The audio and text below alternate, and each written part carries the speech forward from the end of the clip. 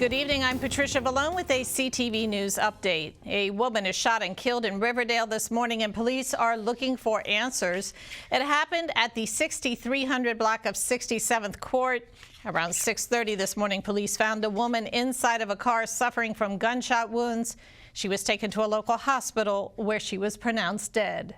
We did receive a 911 call from a member in the community, and that's how we got here this morning. Homicide detectives are currently on scene now, attempting to establish a motive and identify any suspects in this case. Of course, we ask for our community's assistance with this. If you know anything, give us a call at Crime Solvers at 1-866-411-TIPS. Anyone with information on the incident is asked to contact police. Howard University law students take aim at the bail bond system in Prince George's County in a just-released report. Byron Scott has the story. It's a report that Howard University law students call the assembly line nature of bond hearings. Titled Inside PG County Bond Hearings, it was conducted by a movement lawyering clinic at Howard University. The students listened to about 100 hours of bond hearings in the county via telephone connection over the course of 3 months. The students say they discovered troubling trends related to due process rights, judicial ethics, and conduct and overcriminalization. Here are some examples. Defendants, they say, are unable to meaningfully participate in the proceedings. Defendants are unable to reach counsel while in custody. The court, they say, often shows a lack of care for each case, and they accuse the state's attorney's office of prosecuting cases that are meritless at face value, and say her no-cash bail stance often leads to increased use of pretrial detention. The law students assert that black and brown people are treated as disposable on a daily basis. Here are other findings in that report. Judges, they assert, ignore the people they are about to jail when they say they can't hear what's happening. Judges failing to have a translator communicate with a non-English speaking person, and judges chastising attorneys who present extended arguments on behalf of their clients. The report also says judges were joking at the expense of the people who stand before them, and judges yelling and berating people experiencing clear signs of mental health illness for not responding to their questions. The students say they hope the report that is available on the Howard University website leads to changes within the system. I'm Byron Scott. The state's attorney's office declined to comment. Maryland COVID-19 cases continue to spike, and more than 40 people have died from the virus in the last 24 hours. That, according to the state health department. By comparison, health officials reported 50 fatalities yesterday.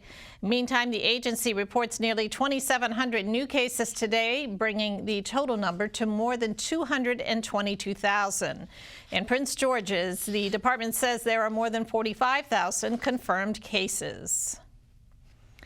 Maryland is one step closer to getting the critical coronavirus vaccine. At a press conference yesterday, state officials announced that Maryland could begin receiving vaccines as soon as next week. They initially expect to distribute about 50,000 doses of the Pfizer vaccine. The first round of shots will be reserved for hospital workers, nursing home and assisted living residents and their staffers, as well as first responders. So we have now received word from the CDC that the state will receive approximately 155,000 initial doses from both Pfizer and Moderna. Pfizer, we anticipate we will be getting 50,000, a little over 50,000 doses, and because Pfizer will likely be the first vaccine to be approved, those will be able to come into the state and be utilized first. Moderna has provided 104,000 for the state of Maryland in the first allocation, and that will come to the state once that EUA is approved. The state expects to receive 300,000 doses by the end of the month. Last night, Dr. Anthony Fauci joined Howard University for a virtual conversation about COVID-19 issues and the Black community. Part of the discussion focused on the reluctance of many people of color to get the coronavirus vaccine when it is available. Delegate Joseline Pena-Melnick says it will be an uphill battle to get the community to trust the healthcare system enough to be vaccinated. Who's going to get it? And, after doctors and healthcare providers and essential workers and the elderly, I would argue the Black and brown community, especially given the fact that COVID affected us greatly. But then you have the fact that there's not a lot of trust you know, with if a vaccine is created. And if you look at our history with, you know, blacks and brown people being used as, you know, experiments, you know, you have Tuskegee and other examples. We need to do a lot of education in our communities to make sure that, you know, people trust it. And that's going to be a big barrier. Meantime, CTV asked people in Largo if they plan to get the vaccine when it becomes available. I would say that people are afraid just because it's normally vaccines, the time frame that they're developed usually take a little longer. So I think that people are just afraid of what side effects that they might incur with the vaccine. How about you yourself? You know, if it's something where I become ill and I need it, then obviously I would be willing to do it. But just like the flu shot, I have never done that, and fortunately I've never contracted the flu before. I would get it if Dr. Fauci says it's okay to get it. So, but I'm in no hurry until then. It affects everybody differently, black or white, it doesn't matter. And it seems to affect black folks better because we have so many underlying issues with us. So until I see that it's okay, then I'll take it. Well, you got to look at the data. As a scientist myself, I look at the data first, and based on the data, I will determine whether or not, you know, I personally will take it. I haven't seen the data yet, and I'm waiting for that, and as soon as it happens, we'll take a look.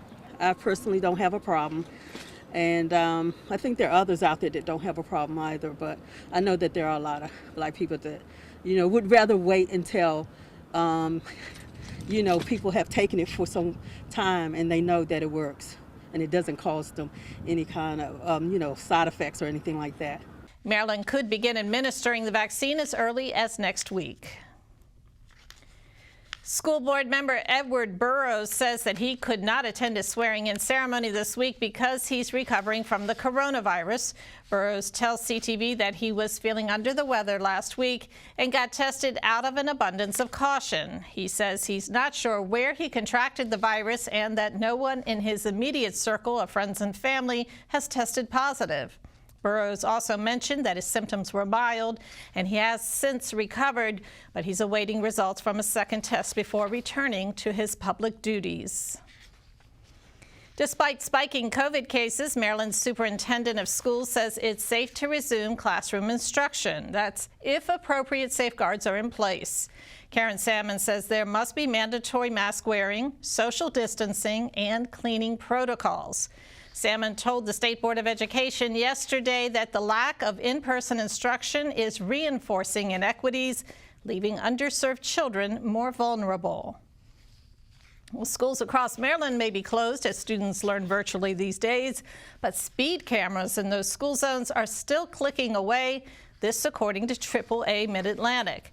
The Auto Club says many motorists are not aware that speed cameras in school zones in Maryland operate year-round, 14 hours a day, whether school is in session or not. In Bowie, for example, speed cameras in school zones continue to operate from 6 a.m. until 8 p.m. Monday through Friday. The cameras are a big source of revenue for the state. They generated more than $60 million in revenue for fiscal year 2019. Mental health during the pandemic continues to be a serious concern, especially for children. A certified youth mental health expert says if you have problems, you don't have to suffer alone. Anita Naves, founder of Dr. Anita Naves Ministry, is sharing advice to help parents and their children. My message would be to parents. Number one, they need to recognize their child's feelings. Number two, I would say to the parent, find ways to carve out time in the morning. A lot of kids are being homeschooled and online schooling, as we know, but to really carve out ways to set aside time where they can meditate, they can pray, they can do positive affirmations, and invite, the children to take the lead in this. And for more information, you can email her at anaves79@gmail.com. For many families, getting a picture with Santa is a holiday season tradition. This year, the mall at Prince George's is continuing the tradition, but with a few changes.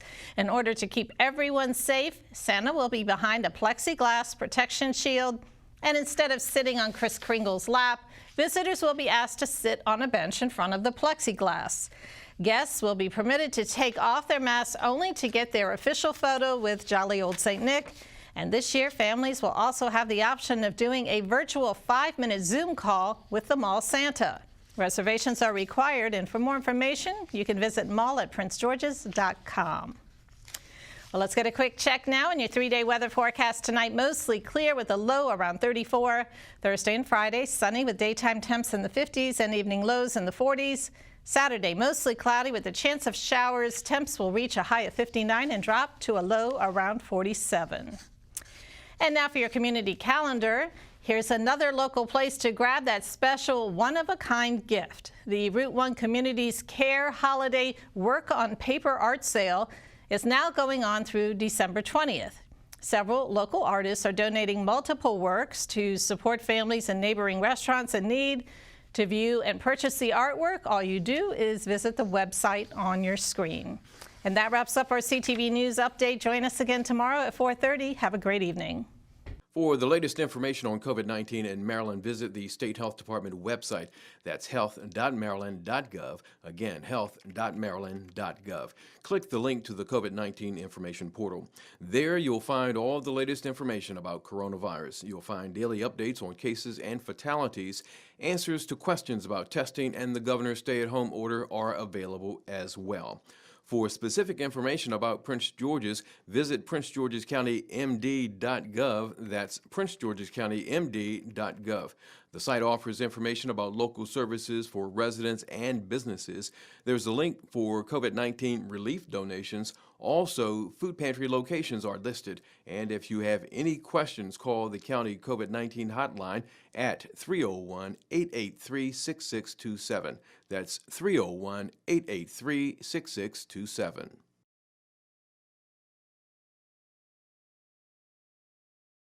My God. It's another sad day in America. Painful to be introduced to George Floyd during his last breath With a cop's knee on his neck.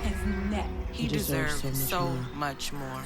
How many black lives have to be taken before something is done? We are not a threat. I am shaking as I talk. This has got to stop. We are sick of it. We need conviction. I just want us all to live. The deaths will not stop until the powers that be are finally held accountable. Don't look away from the truth until every one of us are free from white supremacy. The world stands with you. Aucune pitié, aucune compassion dans son regard et dans son Criminalizing and killing of black and brown bodies is not new. It's as old as America. It's just getting filmed more. Do you know what it feels like to be hunted? To have a new hashtag for a dead black person every single day?